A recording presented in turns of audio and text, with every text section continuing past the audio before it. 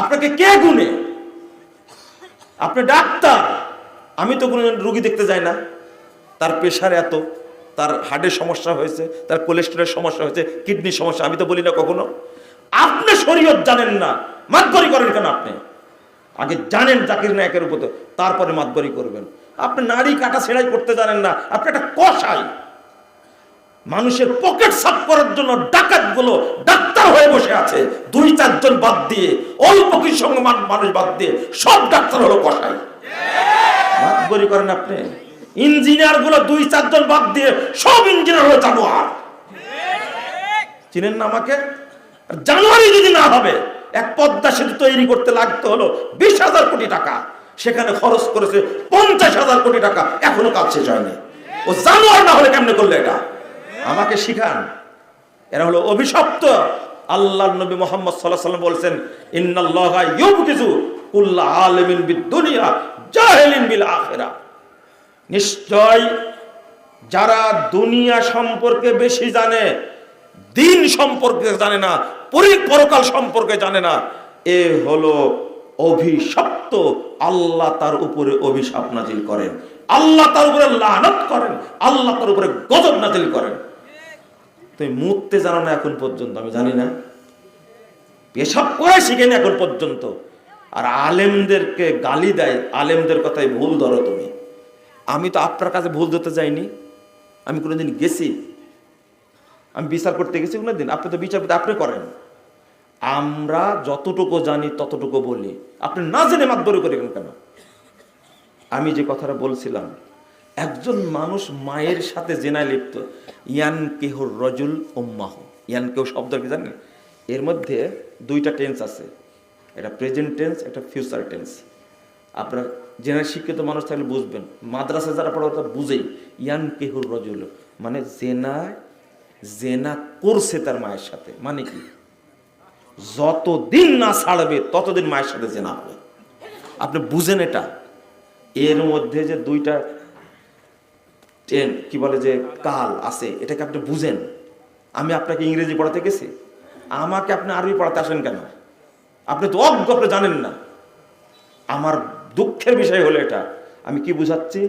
যে মানুষটা জেনায় লিপ্ত মায়ের সাথে, ওর কোনো দুয়া, আমুল, সালাত, সিয়াম, হজ আল্লাহর কাছে যাওয়ার সম্ভাবনা আছে? বলেন তো।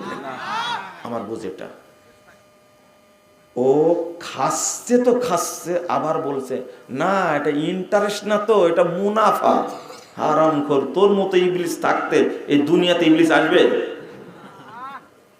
কথা বুঝেননি? মুনাফা খাইছে, তাই না? আর একটা বললো কি ইন্টারেস্ট, আর একটা এখন যে নতুন একটা নাম বের হয়েছে কি যেন, আরে মুনাফা তো বললাম, আর একটা বলেন না, হাদিয়া। হাদিয়া, এটা ব্যাংক আপনাকে হাদিয়া দিচ্ছে। ওরে হারামখোর, আপনি বলছে, একজন লোক বলছে কি জানেন, আচ্ছা আমরা তো শুনে আসছি আপনি এত কড়া কথা বলে টাকরুন নিয়েছে প্যান্ট পরার বিরুদ্ধে, কিন্তু আমাদের তো শিখাই দিয়েছে মোজা পরার পরে টাকরুন নিচে প্যান্ট পরলে, পায়জামা পরলে কোনো সমস্যা নেই। আমি বললাম যে এত বড় ইবলিসও আছে, এই ফতোয়া দিয়েছে মোজা পরা অবস্থায় টাকরুন নিচে প্যান্ট গেলে, পায়জামা গেলে, লুঙ্গি গেলে কোনো সমস্যা নাই। বাংলাদেশে শয়তান আছে মনে করেছেন? এরাই তো শয়তান, এরাই তো শয়তান। কথা বলে লাগে, তাই না? আপনি হিসাব করে আসেন, মাতবরি করেন কেন আপনি? আমি যে বিষয়টা বুঝাচ্ছিলাম, অনর্গল পাপ করছে, আবার পাপকে বৈধ করার চেষ্টা করছে। বলে তো ঈমান আছে কিনা এদের মধ্যে? আছে। কি সুন্দর করে বৈধ করছে।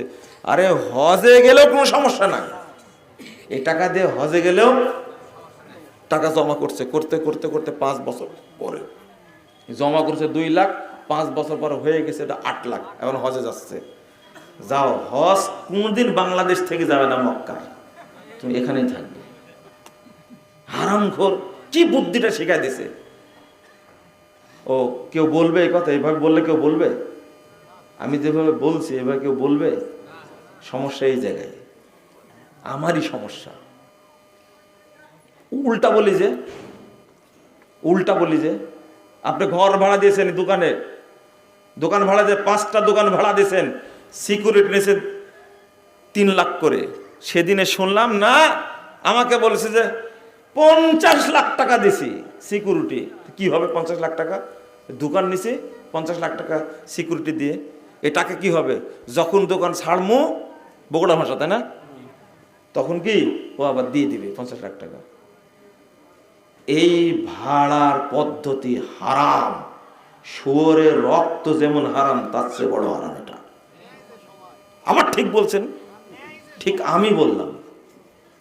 আপনি জানেন ঠিক বলছেন কেন? চুপ করে বসে থাকেন। আপনি নেন কেন? ভালো করে শোনেন, হাজিগিরি তোমার সোজা হয়ে যাবে। ভালো করে বলি, বৈধ কোনটা? বৈধ কোনটা?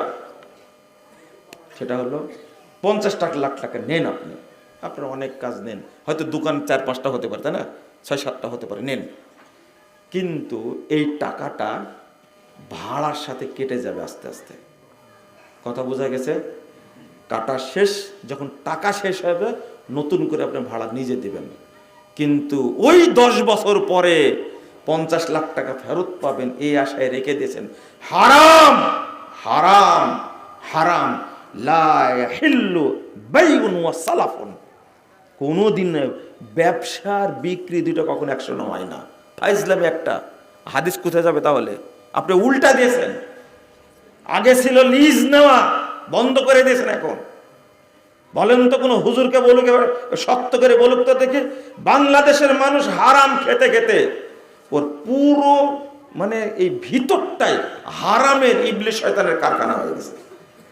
আর মসজিদে যা বসে আছে, মক্কায় যা বসে আছে, তাই না, টাকা ফেরত দিয়ে যান আগে। লিজ 1 বিঘা জমি আপনাকে দিলাম, চুক্তি হলো 1 বছরের জন্য 20,000 টাকা। বছর শেষ জমি ফেরত পাবো আমি, টাকা ফেরত নাই। কথা কি বুঝতে পারছেন? এটা হলো শরীয়ত। কিন্তু খান কি করে? এগ্রিমেন্ট, তাই না? মাশাআল্লাহ, খান। হাজী সাহেব খেতে থাকেন আপনি, মুসল্লি সাহেব খেতে থাকেন আপনি। লজ্জা কোন দিন হবে? যতদিন এটা না ছাড়বেন আপনি, ততদিন কোনো ইবাদত আল্লাহর কাছে, ওটা একটা সুদ, ওটা একটা পদ্ধতি আলাদা। কিন্তু সুদ এটা একটা, আপনাকে 50,000 টাকা দিলাম আর আপনার কাছ থেকে 5 বিঘা জমি নিলাম, যতদিন টাকা ফেরত না দেবেন ততদিন আমি খেতেই থাকবো। এর চেয়ে অরিজিনাল সুদ আর কি হতে পারে? কোন আলেম ফতোয়া দিয়েছে? ও আলেম না, ও হুজুর না, ও কুকুর একটা। ও শরীয়ত না জেনে ফতোয়া দিয়েছে। আবার ঠিক বলে খাচ্ছে নিজে নিজে, আবার ঠিক বলছে না। খাওয়া বাদ দেন,